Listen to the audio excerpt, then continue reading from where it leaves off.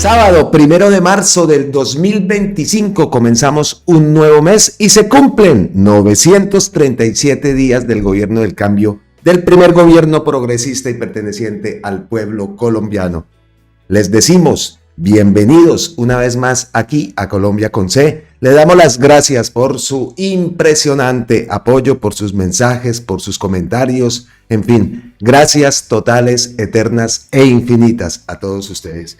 Y hoy, antes de comenzar, viendo cómo está la situación del mundo con todos esos locos presidentes de potencias que se creen los dueños del mundo, hoy quiero empezar con esta imagen que publica Gustavo Petro en sus redes sociales. Una imagen que nos invita al optimismo, ¿no? A la unión, que es lo que más necesitamos en estos momentos. Dice Gustavo Petro, buscando los caminos de la unidad de Suramérica. Y es que Gustavo Petro asistirá a la posesión presidencial de Yamandú Orsi en el Uruguay y cumplirá una agenda bilateral en la región. Vemos esta imagen publicada en la página de Presidencia. Gustavo Petro llegó en la noche del viernes a Montevideo para participar en la ceremonia de transmisión de mando presidencial de Yamandú Orsi, quien asumirá como nuevo jefe de Estado de Uruguay este 1 de marzo. Durante su estadía, el mandatario colombiano también sostendrá encuentros bilaterales con líderes de la región y participará en actividades protocolarias. La agenda comenzará el 28 de febrero con un encuentro organizado por el presidente de Brasil, Luis Ignacio Lula da Silva, que reunirá a líderes como Gabriel Boric, presidente de Chile, y el presidente electo Yamandú Orsi. Vimos la foto, esta foto que publicó Gustavo Petro. ¿Qué más dice la página de la Presidencia? El 1 de marzo, el jefe de Estado tendrá reuniones bilaterales con la presidenta de Honduras, Xiomara Castro, y con el presidente de Bolivia, Luis Arce. Posteriormente, asistirá al Palacio Legislativo de Uruguay y más tarde llegará al Auditorio Nacional Adela Reta para la ceremonia de transmisión de mando presidencial. Después del saludo protocolario a las delegaciones internacionales, cerrará la jornada con un encuentro privado junto a representantes de otras naciones. Al día siguiente, Gustavo Petro se reunirá con su homólogo Yamandú Orsi para dialogar sobre temas claves de la agenda bilateral entre Colombia y Uruguay, con el objetivo de fortalecer los lazos de cooperación en áreas estratégicas. Este viaje reafirma el compromiso del gobierno nacional con la integración regional y la búsqueda de consensos en temas de interés común en un contexto de transformación política en América Latina. La participación del presidente Petro en la posición de Orsi, así como los encuentros con otros líderes, refleja la importancia de seguir construyendo espacios de diálogo para impulsar el desarrollo y la unidad latinoamericana. Esa información la publica la página de la Presidencia de la República, entonces estaremos atentos a cualquier mensaje, cualquier alocución que haga Gustavo Petro en este encuentro que va a tener con varios líderes latinoamericanos. Bueno, y dejamos ahí el tema, esa intro que quería hacer el día de hoy para comenzar este video, esa imagen que, como lo digo, nos da esperanza, ¿no? Y nos invita también a continuar con ese sueño progresista que es una de las claves en este 2025. Pues para eso, entonces, los temas que tenemos preparados para el día de hoy es una columna que publica Carolina Corcho, precisamente hablando de ese Frente Amplio. Ese, como lo digo, es uno de los temas. También Gustavo Bolívar lo traemos ahí. Sabemos que ellos son los que están encabezando esa intención de nosotros para que continúen con el sueño progresista. Aparte, pues también hay más nombres: Carlos Caicedo, Iván Velázquez, María José Pizarro, en fin. Pero en este momento pues vamos a hablar de Carolina Corcho y de Gustavo Bolívar, que se han manifestado y han habido movimientos en torno a ellos dos. Pues ese es uno de los temas también. También obviamente tenemos que hacer no un resumen, porque ya lo de la audiencia de Álvaro Uribe cada vez queda más claro y cada vez queda más hundido. Y lo comprobamos después de escuchar el testimonio de Juan Guillermo Monsalve. Pero quiero tocar primero que todo, pues lo que dice el senador Iván Cepeda después de terminar esa declaración de Juan Guillermo Monsalve, una declaración que no llama a dudas, ¿no? Y vemos también la intención, ¿no? La intención de la defensa, de esa defensa, pues es otra. La intención no es lo que precisamente se está buscando y se tiene a Uribe contra las cuerdas. Ellos están tratando de desvirtuar todo. Vemos cómo son expertos en pedir recesos, en pedir aplazamientos todo el tiempo, a toda hora lo están diciendo en esa audiencia. Hemos visto, ¿no? 3 días, casi 11 horas diarias de transmisión, más o menos unas 30 horas duró lo que fue las intervenciones de Juan Guillermo Monsalve, de los testigos y las víctimas, en este caso de Álvaro Uribe. Bueno, pero hubo un detalle que no podemos dejar pasar desapercibido y seguramente ustedes de pronto ya lo han visto por ahí, si no, pues lo vamos a ver. Un detalle que Álvaro Uribe confirma lo que todos sabemos, esa alianza, ¿no? Esa alianza que existía entre los paramilitares y existía. Pero cuidado, porque eso hay muchos zapateros por allá adentro. Pero esa alianza que existía entre los paras y el ejército, los paras y el Estado. Cada vez que Uribe pide la palabra, ustedes desen cuenta en esa audiencia la cara que hace Granados. Cada vez que pide la palabra, ha cometido varios errores que incluso la jueza le dijo, oiga, cállese hermano, porque usted lo que está haciendo es embarrarla y eso le puede caer después en su contra. Eso lo vamos a ver ahora porque fue un detalle que tenemos aquí preparado, pero antes de todo, pues escuchemos qué dice el senador Iván Cepeda. Bueno, más allá de la distorsión de la cual está siendo objeto la información sobre el proceso judicial contra el expresidente Álvaro Uribe, vale la pena escuchar en directo lo que está ocurriendo en este importante juicio. En el día de hoy, el ex paramilitar Juan Guillermo Monsalve ha rendido un testimonio supremamente impactante que creo debe ser escuchado con atención. En ese testimonio, Monsalve dice que en el 94 la guerrilla atacó Guacharacas y junto a otras personas él participó en la creación del grupo paramilitar que terminó siendo el Bloque Metro Rural.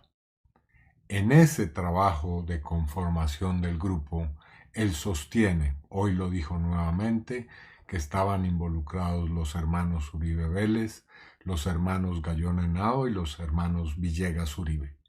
Ese grupo se dedicó al narcotráfico, al cartel de la gasolina, a masacrar a pobladores de esa zona del país y en un momento determinado a hacer campaña para la elección presidencial de Álvaro Uribe, según Monsalve.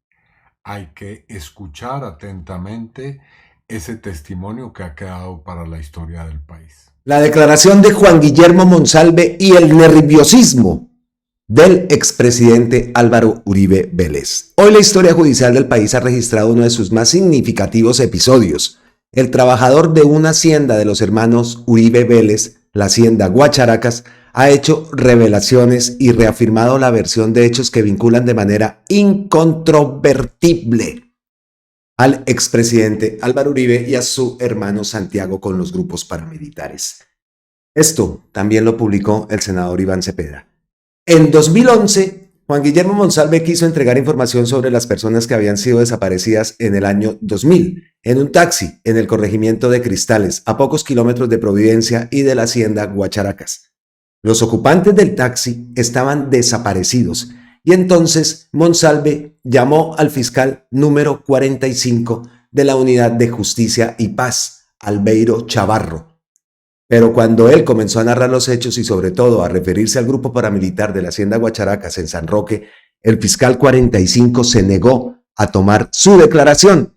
Se debe recordar que la Corte Suprema de Justicia por estos hechos compulsó copia contra el fiscal Chavarro, quien quería desaparecer todo vestigio de la existencia del bloque metro de San Roque.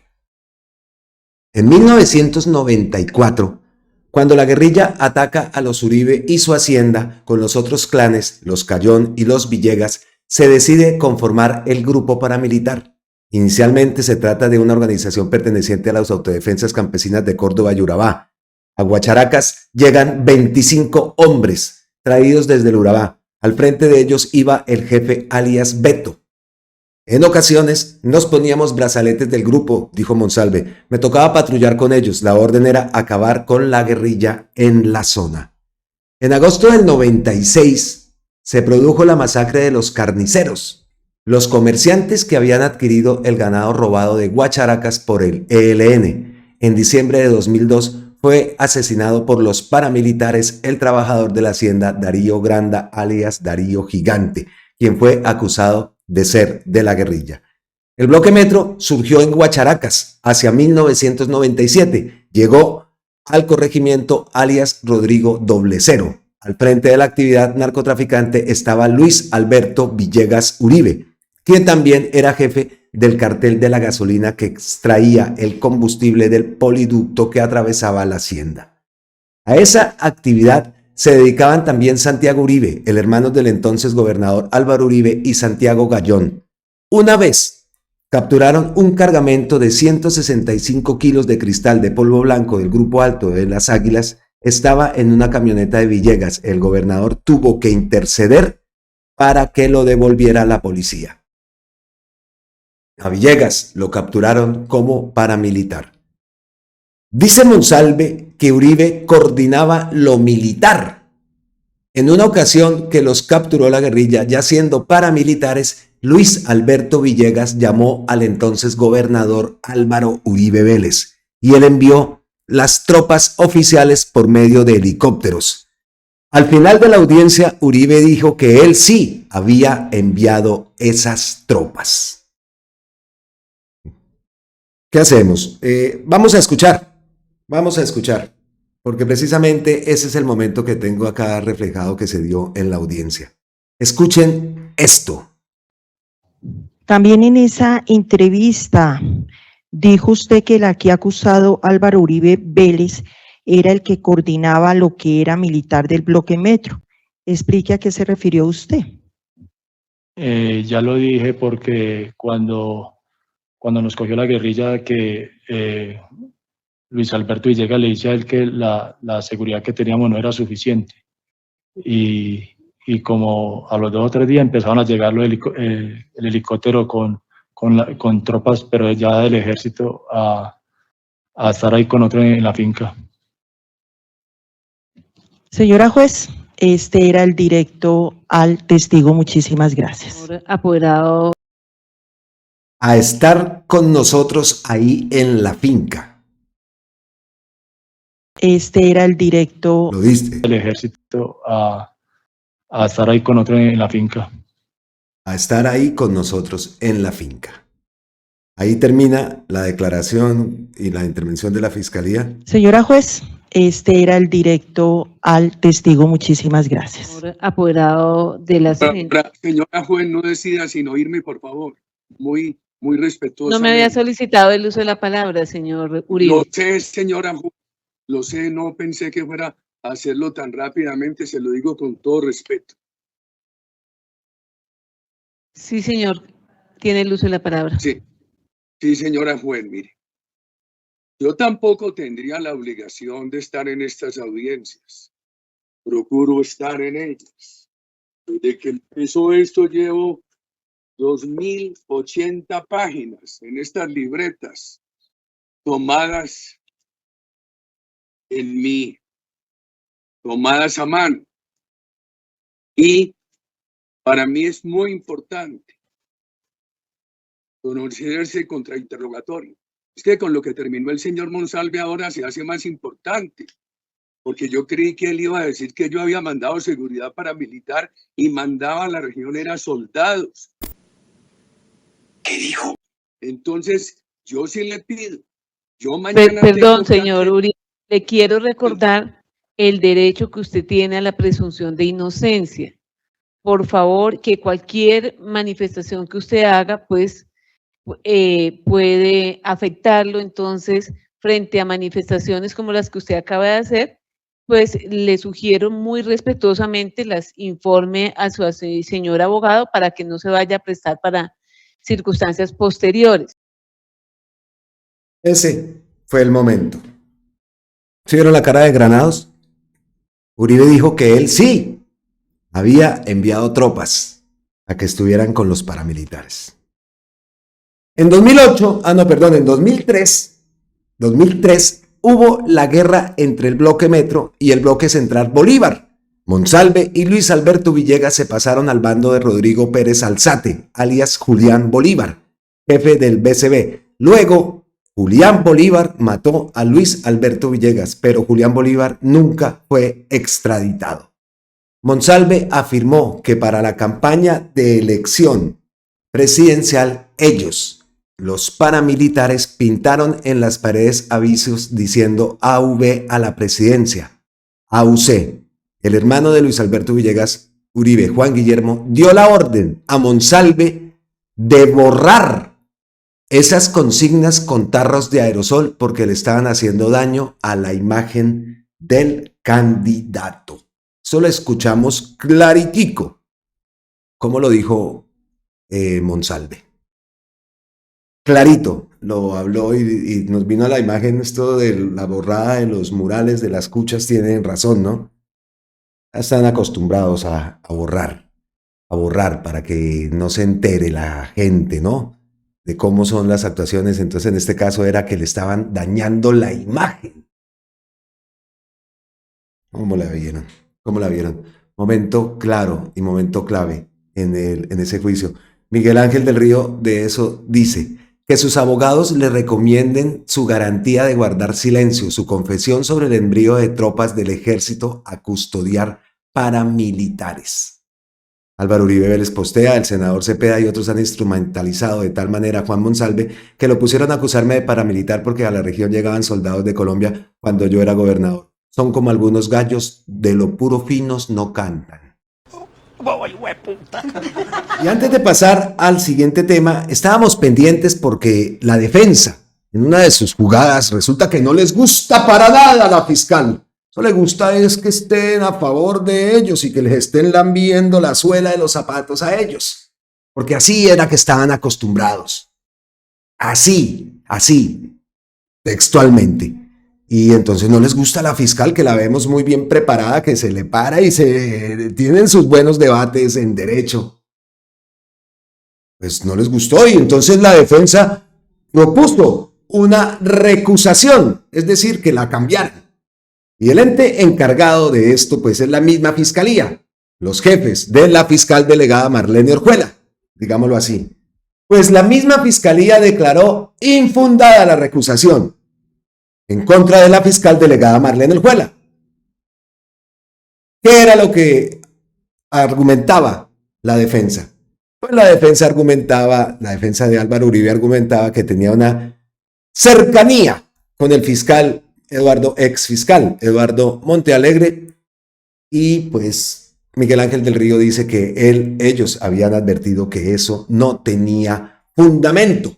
¿Qué fue lo que publicó Miguel Ángel del Río? Pues que la Fiscalía acaba de declarar infundada la recusación contra la fiscal delegada Marlene Orjuela propuesta por la defensa de Uribe Vélez por su posible cercanía con el exfiscal Eduardo Montealegre. Habíamos advertido que eso no tenía fundamento.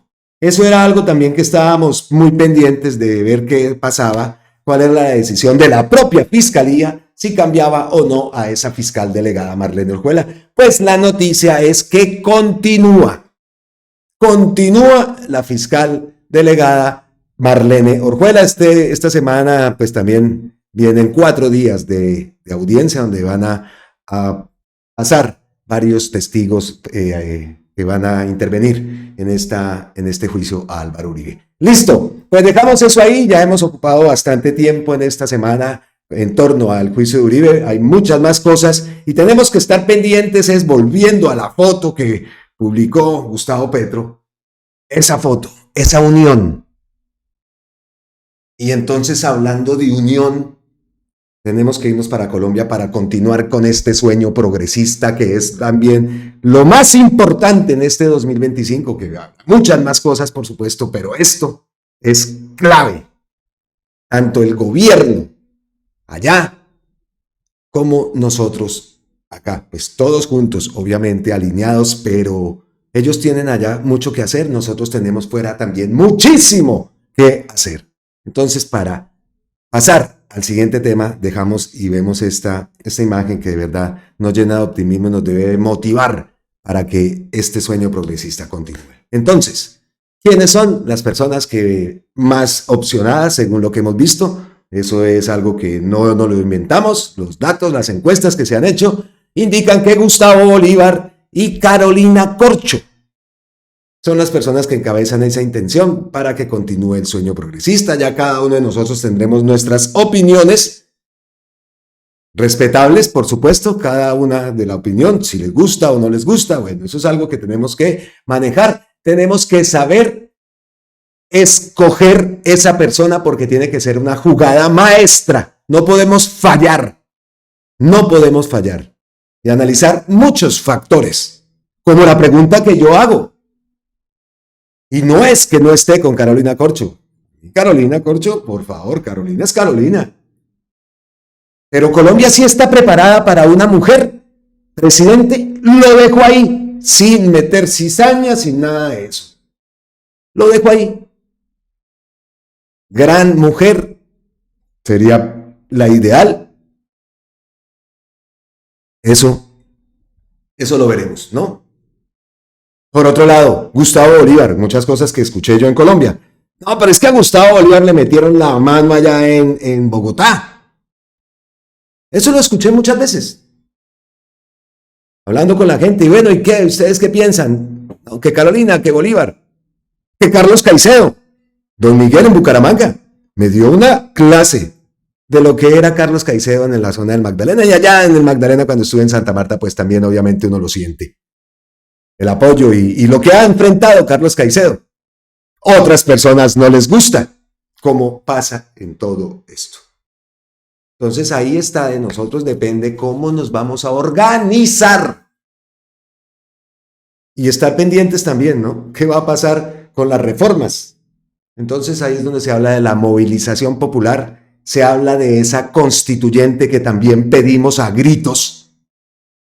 Porque viendo lo que hemos visto, la única forma de transformar nuestro país es también por medio de una constituyente. Es nuestra opinión. No es nada que creemos, pero por todo lado lo estoy leyendo. De muchas celebridades políticas afines al progresismo que hablan y comentan también lo mismo. Listo. Entonces, Gustavo Bolívar, ¿qué ha pasado con Gustavo Bolívar? Estábamos pendientes de la renuncia al DPS, pues resulta que Gustavo Petro le dijo que no se la aceptó y le pidió permanecer un poco más frente del DPS. Eso haré, gracias por la confianza, presidente. Y así lo publica Gustavo Bolívar en su cuenta X. Entonces, otra noticia. Gustavo Petro no aceptó la renuncia de Gustavo Bolívar a Prosperidad Social. Le pidió el propio Gustavo Petro a Gustavo Bolívar que permanezca un poco más al frente del DPS. Pues muy bien. Muy bien. A mí Bolívar al frente del DPS me parece una labor genial, una labor lo que está haciendo muy bien. Independientemente de si se vaya a lanzar o no de candidato, es algo que lo ha hecho. ¿Para qué? Muy bien. Y a mí por lo menos el tema de los PAS, esos 100 PAS, que lo dije en el video anterior, ¿qué pasará entonces Bolívar si se me va del DPS? ¿Qué pasa con los PAS? Los dejarán cargaditos y como una misión que no puede fallar. Es algo que el país está esperando y es una idea genial. Yo quiero ver esos PAS. Entonces, pues nos preguntamos eso. Gustavo Bolívar, por un lado, entonces dice que continúa al frente de Prosperidad Social, ya que Gustavo Petro le pidió eso. Ahora, nos vamos para Carolina Corcho. Carolina Corcho, ¿qué publicó? Carolina Corcho publica esto en su cuenta de X. Mi columna de esta semana trata sobre la construcción del partido unitario y el Frente Amplio que continúe con el programa y el proyecto político de la transición democrática. Por ello, insistimos en, primero, conformación de listas cerradas, organizadas, de manera paritaria en consulta popular abierta en el mes de octubre. Primer dato, mes de octubre. Esa consulta popular, octubre. Listo. ¿Qué más dice? Que sea la soberanía popular el ordenador de las listas para aspiraciones al Congreso de la República, no el bolígrafo. Perfecto. Lo que todos venimos diciendo. cómo se van a conformar esas listas de gente decente. Y ahí viene otra vez el 55-86. Tenemos que romperla. 80-100, no sé cómo sea esta vez, pero ya sabemos a qué nos referimos con el 55-86. Listo, primer punto, muy bien. Proponemos que para participar de estas consultas se publiquen las hojas de vida de los participantes y se sometan a una investigación e impugnaciones para evitar que mafias o integrantes de clanes corruptos permeen la lista. Excelente. Segundo punto, pues ese sería, bueno, 1B. Publicar las hojas de vida, investigaciones, en fin. Muy bien. Ahora sí, segundo punto. Definición de un candidato o candidata única del Frente Amplio también bajo consulta popular en el mes de marzo. ¡Ojo! Otra fecha. Marzo del 2026. O sea que vea todo lo que viene. Listo. Se hace necesario definir un mecanismo democrático previo para definir el candidato de la izquierda dentro del frente. Bueno, muy bien. Candidato de la izquierda, frente. Listo. Tercero, un acuerdo pragmático de mínimos que profundice la agenda reformista para que se continúe el cambio en Colombia, lo que implica un proceso de autocrítica y definición de correctivos. Los funcionarios del actual gobierno que están vinculados en hechos de corrupción, que sean judicializados y no podrán participar del proyecto del cambio, ni de sus listas, ni de sus candidaturas. Es la otra propuesta que se hace. ¿Parece bien? La unidad se teje a partir de la participación democrática y territorial en las definiciones del partido y el frente. La democracia es la que garantiza la unidad. Invito a compartir mi columna y conversar sobre estas propuestas. Pues muy bien, vámonos entonces para la columna. Vámonos para la columna escrita para la revista Sur. A ver. Listo. Partido Unitario, la revista Sur, como lo digo, escrita para esta revista por la propia Carolina Corcho. Partido Unitario y Frente Amplio necesarios para la transición democrática en Colombia. Y vemos esta imagen de Gustavo Petro, que si no estoy mal, esto fue en la Asamblea de la Colombia Humana. En el momento en que se hace este escrito, existe la decisión de por lo menos 5 partidos políticos progresistas de conformar el Partido Unitario. Estos son la Colombia Humana, la Escisión del Maíz, denominado Progresistas, el Partido Comunista, la Unión Patriótica y el Polo Democrático Alternativo, que debe ratificar esta decisión en su próximo Congreso. Esta decisión se informó al país en diciembre del 2024, mediante un comunicado público en el que se expresó la decisión de conformar el Partido Unitario, que además debe confluir en un frente amplio que vaya más allá de la izquierda, con sectores independientes, liberales, progresistas, del verde y la diversidad de sectores políticos que constituyen la actual coalición de centro-izquierda que conforma el gobierno del presidente Gustavo Petro.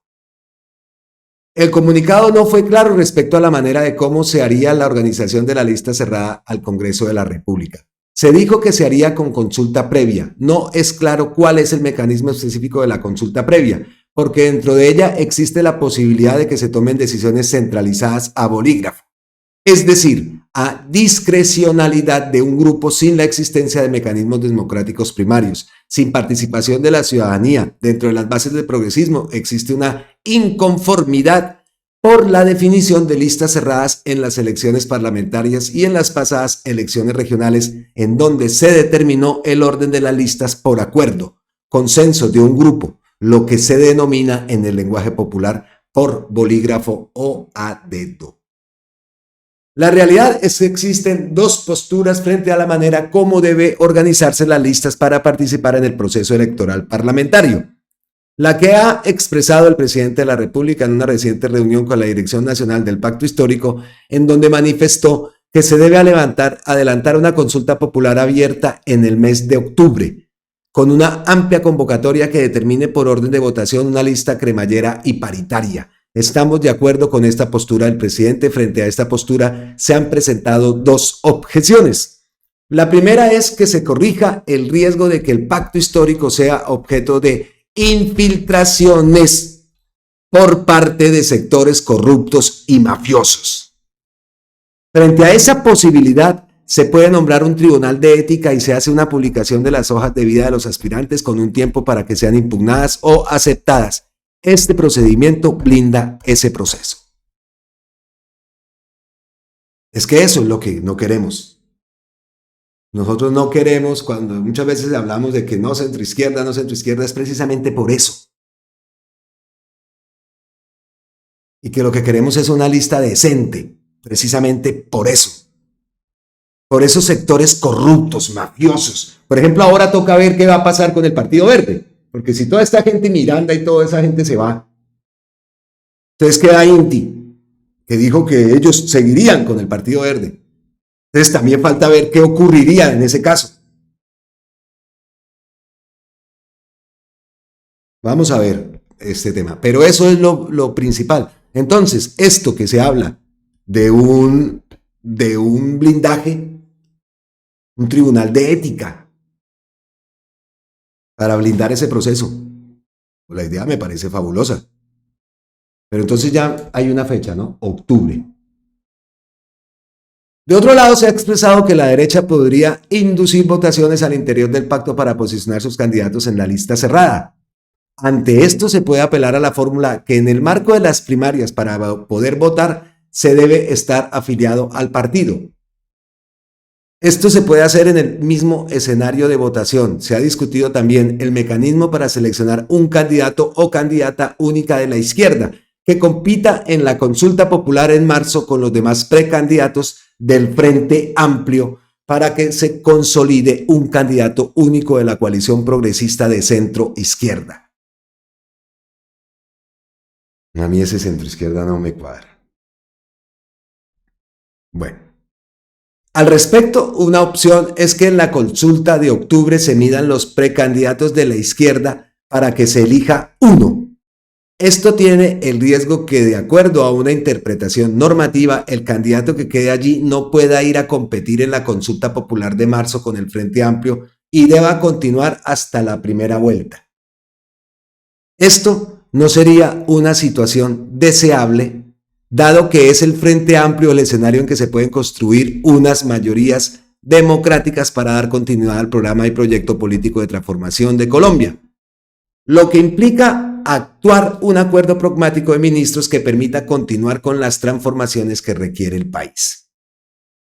La esencia del acuerdo no solo es encontrar mecanismos democráticos para concurrir de forma unitaria a las elecciones parlamentarias a la consulta del mes de marzo, en el marco del Frente Amplio, sino que se debe construir un acuerdo pragmático que contemple las reformas económicas, sociales y políticas que está demandando el país. Eso también me gusta. Eso me gusta. La continuación, un acuerdo pragmático que contemple las reformas económicas, sociales y políticas que está demandando el país. En este momento, el panorama es incierto.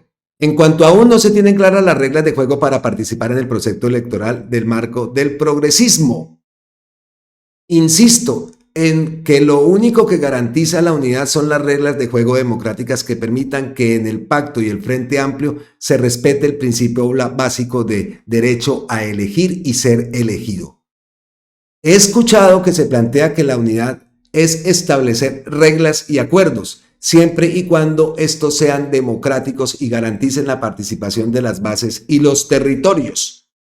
Lo contrario es construir una colectividad partidaria similar a los antidemocráticos partidos tradicionales que terminaron siendo partidos parlamentaristas sin participación ciudadana, sin diálogo con los movimientos sociales. Para sintetizar, insistimos que el pacto histórico debe ser un partido que lleve a cabo afiliaciones abiertas y masivas. La mayoría de la ciudadanía progresista no está afiliada a los partidos constitutivos del pacto.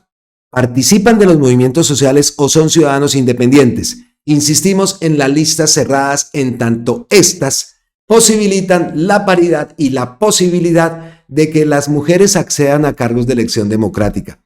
Pero si estas listas no se construyen de manera democrática, con primarias participativas o abiertas que reconozcan la diversidad territorial, la única opción posible es la lista con voto preferente. Lo que no sería admisible es el bolígrafo.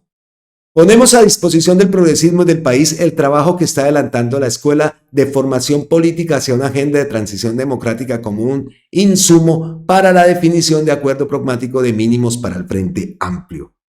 La construcción del partido y el Frente Amplio es fundamental para garantizar el cambio de la política en Colombia, como un instrumento que permita llevar adelante la estrategia nacional popular que dignifique a la ciudadanía colombiana. Desde esta discusión tenemos que tener la apertura para que haya autocrítica respecto a las ejecutorias, dificultades y errores del actual gobierno que nos permita corregir y proyectar otras formas de gobernar. Para realizar el programa de la transición democrática, el país lo necesita. Carolina Corcho Mejía, pues exministra de Salud, médica, psiquiatra. Muy bien. Esta es la columna que publica Carolina Corcho. Partido Unitario, Frente Amplio, necesarios para la transición democrática. Pues muy bien. ¿Qué podemos decir? Eso. Y pues es que yo no sé, yo escucho centro y a mí se me revuelve todo. Porque es que ese centro ya sabemos qué es en Colombia. Entonces, por eso digo yo cada vez que es centro-izquierda. No sé si sea también el tema de cambiar la palabra de pronto, porque en ese sentido hay muchas palabras que connotan negativismo, por ejemplo, el tema de la reforma. Esa palabra se debió haber cambiado. Entonces, no sé si esto de centro-izquierda y más en Colombia. Porque uno de pronto en otros países dice, bueno, sí, hay un centro, ¿no? Pero es que el centro de Colombia, y nos enfocamos en Colombia, es el mismo uribismo disfrazado. Entonces, hacer una consulta con eso centro-izquierda, no sé si entonces llamarlo una consulta progresista. Pero no ese centro-izquierda que de verdad es como si te metieran una patada. ¿O no? Entonces, centro, ustedes saben de centro. Fajardo, Claudia López, no. Miranda, Ubinao, no. No, ese es el centro de Colombia. ¿Qué es al otro? Alejandro Gaviria. Entonces, por eso es mi oposición a esa palabra, ¿no? Centro-izquierda. Que obviamente somos conscientes de que tenemos que aliarnos. Eso sí, tenemos que juntarnos y organizarnos. Eso somos conscientes, si no, no ganamos nada. Pero, es que esa palabrita centro-izquierda, no me cuadra. No me cuadra para nada, de verdad que es mi opinión. No sé ustedes también qué opinen, pero seguramente les pasará lo mismo cuando ustedes dicen, no, es que con el centro, ¡guau! No, ¿qué tal? Déjenlos por allá que ya sabemos. Incluso vimos que Fajardito nos estaba reuniendo por allá con Uribe el fin de semana pasado. Ya sabemos lo alineados que están. Muchas veces entonces digo yo, oiga, Daniel el Travieso dando duro, ¿no? A Uribe, pero por el otro lado terminan haciéndole también el favor. Porque esa gente con la que ellos van, con la gente que apoyan, pues son los mismos de allá. Y son los mismos que después, o sea, terminan haciendo el favor. ¿O no? Yo opino eso. Y como siempre tenemos que tener en nuestro contenido, ya para pasar al siguiente tema, no sé, vamos a tener que tener una sección. Todos los días, lo que ya llevamos, entonces son 937, súmele otro día más en la misma. Gustavo Petro desmintiendo a estos medios. Y ahora resulta que lo que investiga o lo que denuncia Gustavo Petro entonces se lo están devolviendo. Y todo patrocinado, difundido por esos medios. Y ahora son Juan Pablo Cabas y Paula Bolívar, que publicaron un artículo que dice El laberinto donde se pierden los recursos de la salud de los colombianos. Y no le vamos a dar visibilidad, por supuesto, pero esto ha tenido reacción. Primero de Gustavo Petro, que dice: me siento plagiado. Un medio de comunicación usa esta investigación como si fuera suya. Y además la usa contra mí como si fuera no el autor de la denuncia, sino el cómplice de los corruptos, muchos de los propietarios de las EPS. Es que son campeones campeones entre comillas, pues. ¿Y cómo son de manipuladores y cómo son capaces de hacer y de voltear todo? Son unos amos en el sentido de la palabra, ¿no? No es que esté glorificándolos ni nada de eso, no, pero lo que hacen, lo hacen bien, que es una canallada. Una canallada total y disque periodistas. Pero lo saben hacer. ¿Qué estrategia? Eso no se les sale de la cabeza a ellos. Eso tiene una estrategia ya escrita y una estrategia ya instrumentalizada, como dicen, para generar esto. Pasó lo mismo con Papá Pitufo, entonces terminó Petro untado de Papá Pitufo. Y es el que está haciendo que llegue a Colombia. Y entonces ahora lo mismo con las EPS intervenidas. Es que por eso les digo que es algo que ya está establecido, esa estrategia. Eso no les nace a ellos de la cabeza. Hay alguien detrás de ellos, presuntamente, que seguramente saben cómo eso. Y por allá en Estados Unidos aprendieron bastante. Cómo funciona por acá el tema de las fake news y de cómo la máquina del lodo funciona. Esa es la estrategia de esa gente y contra eso es que tenemos que enfrentarnos. Aparte de la mentira, aparte si Petro publica algo, pues se lo devolvemos. Escuchemos lo que dice Gustavo Petro. Tenemos nuevas denuncias. Ahora tenemos nuevas denuncias. Dineros se fueron a los paraísos fiscales. En cierta forma han confundido nuestra actividad de intervención sobre esas mismas EPS para cuidarlas con estos hechos que hasta donde nuestra investigación llega, la debe desarrollar la Fiscalía a profundidad, se deben a una EPS que se llama Cosalud, que no responde a las EPS intervenidas. Hoy por hoy es una EPS privada, no intervenida. En mi opinión debe ser intervenida, ya usted lo examinará. Y de una especie de acción muy subterránea, en donde hay personas ya con nombre propio vinculados incluso a escándalos anteriores como Capricom, que han construido una red de empresas que logran sacar dineros de las IPS, los hospitales, las clínicas, de las EPS en general, y los trasladan hacia paraísos fiscales. Esa investigación tiene que desarrollarse en profundidad porque también es dinero que se roban al pueblo colombiano. Y después de escuchar a Gustavo Petro, pues volvemos con Carolina Corcho. El presidente Gustavo Petro en su gobierno es quien ha denunciado la magnitud de la corrupción del sistema de salud. Este informe de la W hace una descripción de lo que hemos estado denunciando por años en este país y que es uno de los motivos por los cuales se presentó la reforma estructural al sistema de salud que continúan saboteando en el Congreso de la República para que esta realidad de saqueo continúe. El presunto desvío de billones de pesos de recursos públicos de la salud mediante el mecanismo de creación de empresas de papel como lo fue Medimás, ya liquidada, y Cosalud, que según denuncia el propio presidente Petro, creó una empresa de papel denominada Cosalud Inversa, que soportado con los recursos de la UPC hizo un préstamo por 200.000 millones de pesos al Banco de los Gilinski, que luego embargó estos recursos públicos en el momento en que Supersalud intervino. Lo que omite el informe de la W es la conformación de la junta directiva de Cosalud, la cual estaba integrada por familias de la clase política tradicional opositora a la reforma. Listo. Se omite además que la creación de empresas de papel para intermediar recursos ha sido un mecanismo sofisticado tecnocráticamente bajo los gobiernos de Santos, Uribe y Duque. Se registraron en Cosalud y otras EPS anticipos billonarios a distintas empresas de las mismas familias y en el caso de la nueva EPS bajo el control de la misma clase política. Se hicieron giros por más de 700.000 millones a uniones temporales, muchas de ellas empresas de papel. Casualmente, esto se dio previo al proceso electoral de octubre del 2023.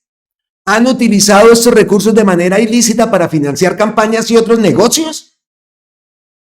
En el análisis es importante señalar que el Congreso de la República legalizó el mecanismo de integración vertical en un 30%, un diseño institucional perverso en el cual las EPS reciben billones de pesos de manera anticipada de los colombianos y tienen la potestad de contratar discrecionalmente sin regulación tarifaria con sus propias clínicas. Encontramos, por ejemplo, que en un año solo una clínica de las 11.000 prestadoras de servicios de salud que hay en el país facturó alrededor de 1.5 billones, de un total de 83 billones que movilizó el sistema ese año. Todo esto ha ocurrido por más de una década, mientras han llevado a la quiebra hospitales públicos, cerrado servicios de ginecología y pediatría, clausurado puestos de salud en todo el país y han sometido a la ciudadanía al paseo de la muerte. Todo este presunto saqueo es el resultado de un diseño institucional del sistema, en el que se ha permitido que en Colombia se manejen de manera opaca, discrecional y privada billones de pesos de recursos de los colombianos. Esta situación es exactamente lo que transforma y enfrenta la reforma a la salud, generando instrumentos y mecanismos anticorrupción para el manejo público y transparente de los recursos con el fin de garantizar la atención universal de los pacientes. La realidad es que con la complicidad de cierta prensa corporativa, los sectores políticos y clientelares que se han beneficiado del oscurantismo del sistema continúan oponiéndose a la reforma. Es de anotar que en manos de la Fiscalía General de la Nación y la Contraloría General de la República se encuentran radicadas las denuncias con los listados de irregularidades y presunto saqueo. Denuncias que ha adelantado el gobierno nacional en sus distintas instancias, y así como las instauradas por organizaciones ciudadanas y de la sociedad civil. Requerimos investigaciones y respuestas por parte de los organismos de control. Por otro lado, es necesario que la Supersalud establezca un tablero de control riguroso para que la postulación de pagos de las EPS intervenidas a los prestadores sea transparente. Se debe deshacer contratos leoninos de integración vertical para proteger la red pública hospitalaria y el conjunto de clínicas. Se debe adelantar de inmediato la auditoría forense a todo el sistema, además de restituir el sistema de peticiones, quejas y reclamos que proteja a la ciudadanía de la negación de servicios y la no entrega de medicamentos. En el Congreso de la República está radicada la propuesta de reforma construida por más de una década para comenzar a resolver esta calamitosa situación que cuesta la vida de millones de colombianos. Esperamos que el Congreso asuma la responsabilidad frente a esta situación con su trámite. No más filibusterismo y saboteo. Carolina Corcho Mejía, médica psiquiatra. ¿Qué esperamos de esa reforma a la salud en el Congreso? La van a seguir saboteando. Y miren, ¿cómo no? Entonces, por un lado se sabotea, por el otro lado, los medios.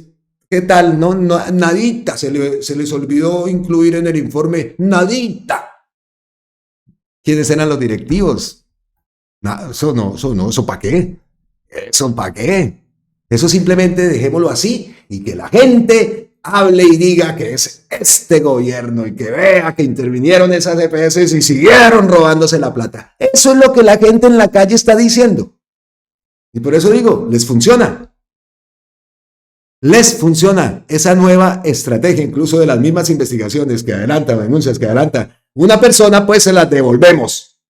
¿Y cómo? Pues de esa forma que lo estamos viendo. Y así van a continuar. Qué belleza, ¿no? Entonces usted denuncia y tome, mijo, se le devolvió. Porque resulta que usted es parte de que, hágame el bendito favor. Hágame el bendito favor. Bueno, ¿qué más tenemos para ustedes? También es que recordemos que estuvimos 3 días con la transmisión que nos ocupa pues todo el tiempo, son 11 horas prácticamente de retransmisión del juicio, y nosotros pues también se nos lleva el día, entonces no nos habíamos podido volver a ver, Ala, desde hace 3 días. ¿Qué más tenemos entonces? Se habla del gabinete, ya pasando a la siguiente noticia, ya vamos llegando a las ñapitas y al final de este contenido, se habla del gabinete del cambio. Pues nos vamos a la página de la presidencia. Al momento de presentarlos, el mandatario le delegó a cada uno de ellos velar por el cumplimiento de una serie de metas y tareas. Alena Yanina Estrada, que encabezará el Ministerio de Ambiente y Desarrollo Sostenible, le pidió cuidar la vida y cuidar la tierra ante la humanidad toda, como heredera de los ancestros más antiguos de este territorio y líder del movimiento indígena colombiano.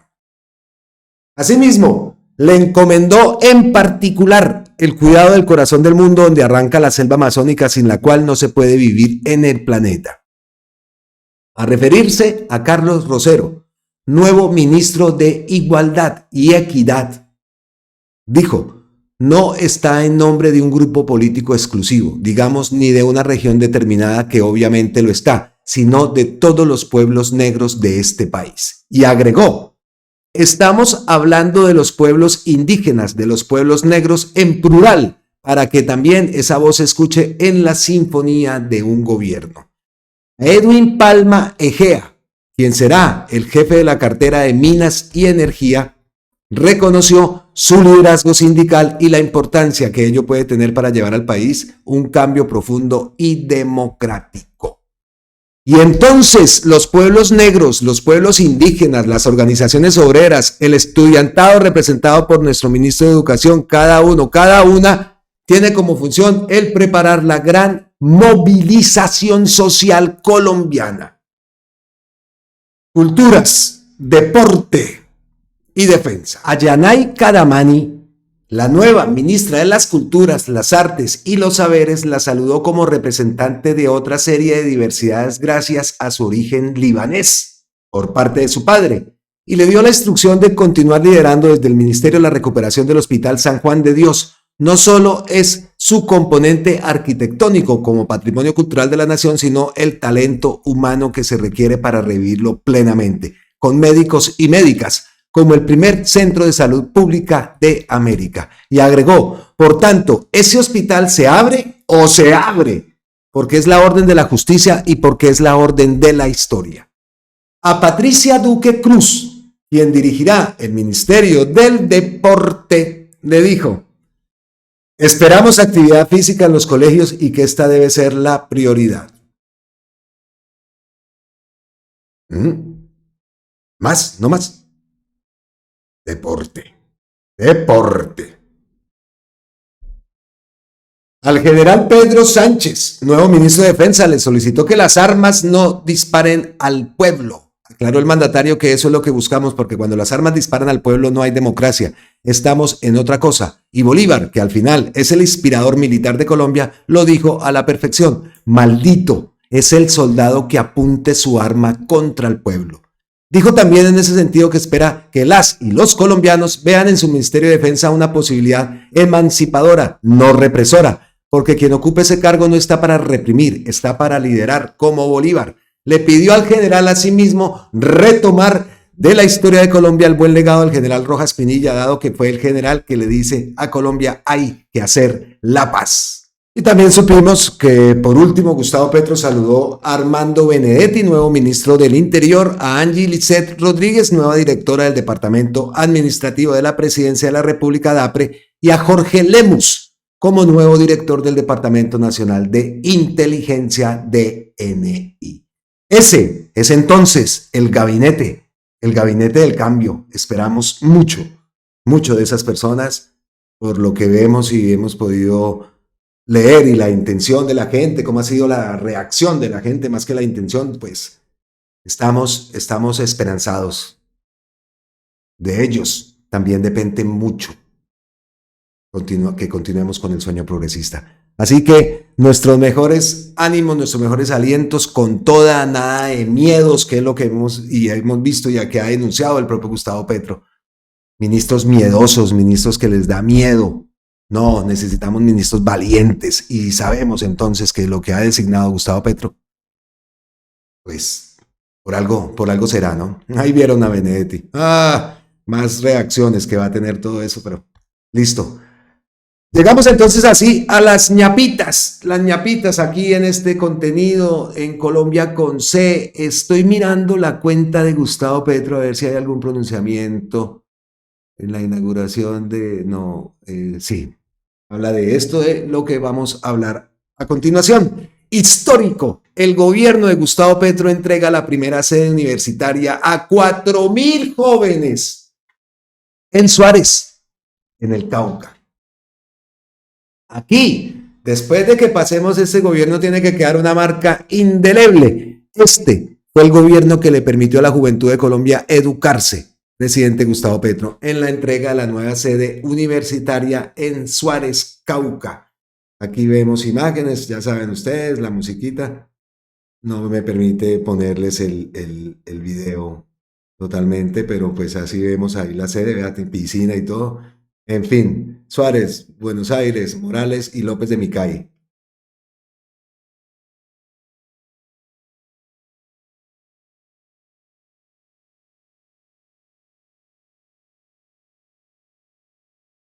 No tienen que pagar pasaje, dice el muchacho. En fin, una gran obra que aquí vemos más.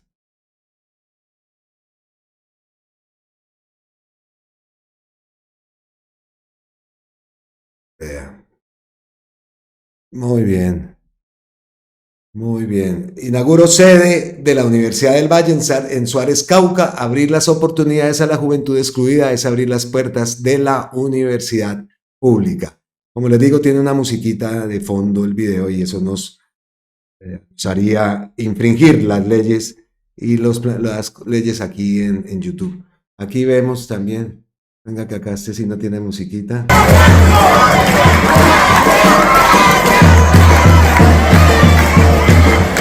Un cálido recibimiento para la señora vicepresidenta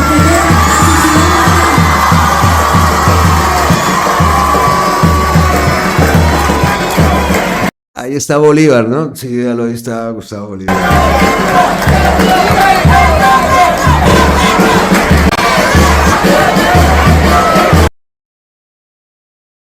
Que postea acá Gustavo Petro, entregó la sede universitaria del Valle en Suárez, Cauca. Se abren 700 nuevos cupos de educación pública gratuita y se abre el antiguo CUL de Celsia, quien nos vende el lote con campos, piscinas y cancha a toda la comunidad de Suárez. Aquí comienzan las clases en marzo en agroindustria, ciencias forestales y queremos que se abran facultades de educación física y ciencias de la salud. Pues genial, genial, genial. Entonces una noticia histórica. Aquí vemos más en la página de RTVC Noticias. Este viernes el presidente Gustavo Petro hizo la entrega de la primera institución de educación superior en Suárez, Cauca. Se trata del proyecto Nodo Suárez de la Universidad del Valle que beneficiará a cerca de 4.000 estudiantes de municipios como Suárez, Buenos Aires, Morales, en áreas pertinentes y necesarias para la región. Con una inversión total cercana a los 52.000 millones de pesos y por ahora contará con carreras como tecnología en agroindustria, tecnología en gestión de organizaciones turísticas, tecnología en manejo de la producción agroforestal. Desde Suárez, el primer mandatario reiteró que en Suárez se abren estas puertas del saber y le enfatizó al ministro de Educación, Daniel Rojas, sobre la necesidad de dar un salto en la cobertura de la educación superior en Colombia, la cual debe comenzar por las culturas negras, por las culturas indígenas de este país y debe comenzar por el litoral pacífico.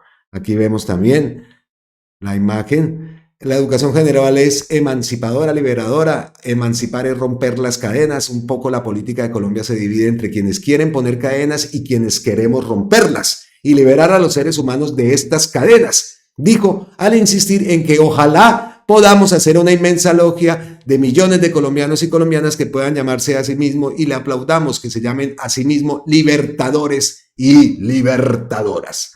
Ahí vemos a Gustavo Petro con la pala sembrando una planta, ver que anunció que con el ánimo de reafirmar el compromiso del gobierno del cambio y con los jóvenes del país para que puedan acceder a la educación superior pública, se adelantará una mesa entre los ministerios de Educación y Hacienda y Crédito Público para incrementar en 2.1 billones el presupuesto para el financiamiento de las instituciones de educación superior públicas. Me encanta. Asimismo, señaló que esta inversión tendrá eco en la ampliación de nuevos cupos para cumplir la meta de superar la cifra de incorporar a más de 300.000 jóvenes a programas de formación técnica, tecnológica y profesional, priorizando territorios como los departamentos del Litoral Pacífico, el Catatumbo, el Oriente Antioqueño, la Amazonía y la Orinoquía. Pues muy bueno. Este video es de Daniel, ¿no? De Daniel Rojas, Medellín. Qué bueno. Genial, vea. Excelentes noticias, excelentes noticias. ¿Qué más tenemos aquí de ñapitas? Esto sí ya lo vimos. A Gonzalo Guillén. Estamos pendientes. Mañana Lucero Martínez dijo que iba a publicar la columna de ella. Esta vez iba a ser el tema, pues el arresto de Gonzalo Guillén, y que está por ahí. Vimos una foto con Julián Martínez, suponemos que es allá en el Palacio de Nariño, entonces no sabemos por dónde, sea por el lado de Julián, sea por el lado de Gonzalo. Ya sabemos que Lucero va a publicar una columna referente a eso, pero queremos saber curiosidades, somos chismosos en esto, a ver qué pasó, cómo fue por allá, cómo fue ese encuentro entre Gustavo Petro y Gonzalo Guillén, cómo sería eso. Pues hablando de Gonzalo Guillén, y lo traigo acá de las ñapitas, mire lo que muestra Gonzalo Guillén. Y es verdad, en 1979, siendo reportero del Tiempo, recorrí todo el Catatumbo durante varias semanas, incluidas las vecindades limítrofes venezolanas, siguiendo el rastro de una masacre de 400 campesinos colombianos. Esa región ya era la caldera del diablo, y 45 años después, lo sigue siendo exactamente igual.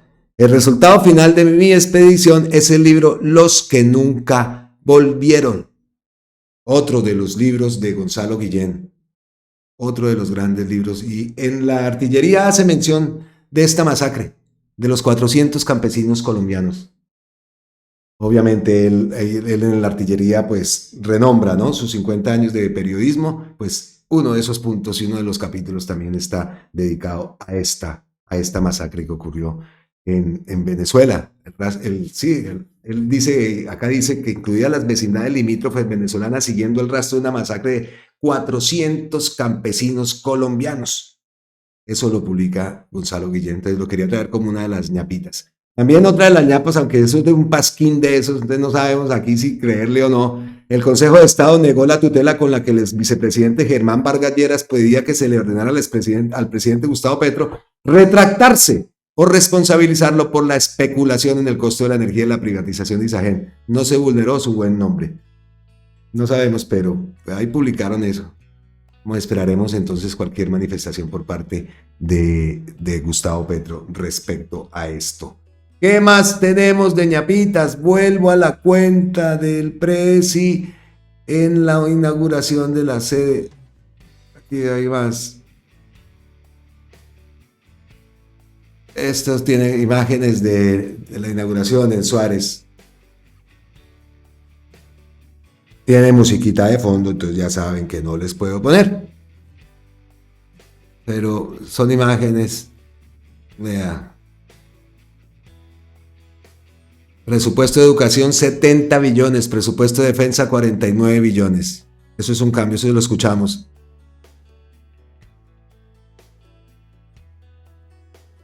Esa es la imagen de la siembra de la planta. Pues esto es lo último que tiene Gustavo Petro a través de su cuenta de X, momento histórico, otro punto que se le cumple al país y a estos territorios, ¿no? En este caso la sede de Univalle en Suárez, en el departamento del Cauca. Pues nos alegramos y con esa noticia terminamos este contenido diciéndoles gracias totales, eternas, infinitas, que tengan un excelente fin de semana. Ayer, bueno, este fin de semana aquí es puente. Ayer era el día de Andalucía. Andalucía es, por decir, el departamento donde yo estoy acá en España, cuya capital es Sevilla, y la segunda ciudad de Andalucía es Málaga. Y entonces desde Málaga les decimos gracias, gracias, gracias desde Málaga, España, pero con el corazón allá en Colombia. Nos vemos en la próxima. Feliz fin de semana. Miles y miles de bendiciones para todos ustedes. ¡Mua! Chao. Y recapacitemos todo lo que vimos, ¿no? La columna de Carolina, el Frente Amplio, eso centro izquierda. No me cuadra. Chao.